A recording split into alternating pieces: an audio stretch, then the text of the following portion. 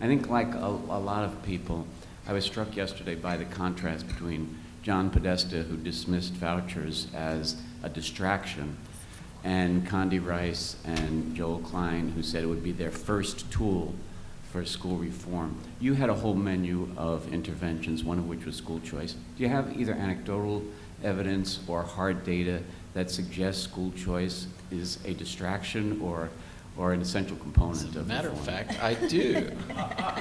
So, usually when we talk about school choice, this is what the conversation looks like, right?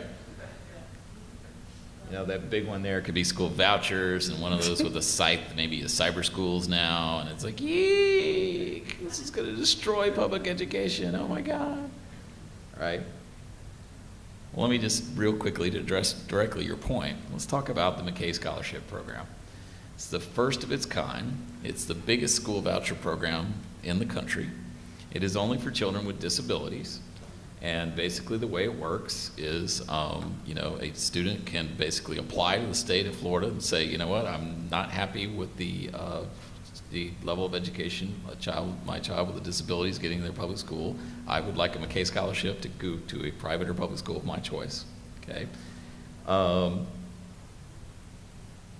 a couple years ago, this is what the distribution looked like, right? Oh my goodness, 5% of the disabled children in Florida rushed out to the private schools and thus crushing the public schools, right? No. If you go and look at the NAEP scores, okay, these are the combined NAEP scores for only children with disabilities, you know, across the country. What you find is that Florida's has the highest gains for children with disabilities in the country. Now, this is not exclusively because of the McKay program, right? There's all these other reforms happening at the same time, okay? But the fact of the matter is that every child with a disability in Florida has the ability, if they need it, right? Now, 5% of them have actually directly accessed the program by doing a transfer, right? But 100% of these students have the ability to transfer if they feel like they need it, and that is empowering in a very real sense. I think we throw around the word empowerment a long time, kind of in a sort of meaningless way, right? Having the option to leave if you need to actually makes it less likely that you're going to need to do so.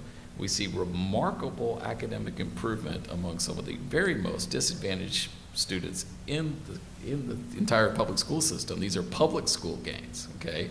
These are the students, quote, left behind in the damaged public schools. They're making remarkable academic progress, okay? And I believe in part because of the fact that they have the ability to opt out, okay? So there's that evidence, and there's some more evidence I could show you, Joe, but yeah, from Florida specifically, there are other choice programs as well. But yes, I think that this is a key component to what happened in Florida is by expanding parental options, right?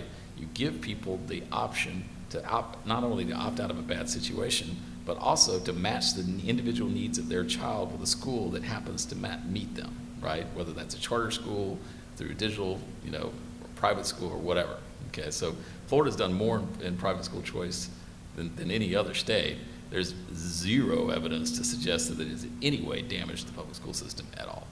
And in fact, the Opportunity Scholarship Program said that if a school earns an F 2 out of any rolling 4-year period, that students have the ability to transfer to another higher performing public school or to go to a private school.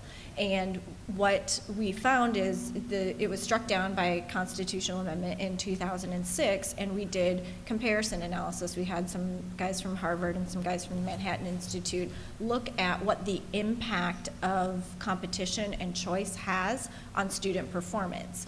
When the Opportunity Scholarship Program was struck down, 753 out of 2.7 million Florida school children were using an Opportunity Scholarship. What the researchers did is they looked at schools that earned a D school letter grade and split them in half, looked at the ones that had an F in their previous history and ones that did not have an F in their previous school history. Those that had an F in their previous school history had a threat of students leaving that school, thereby taking the funding associated with those students and going somewhere else.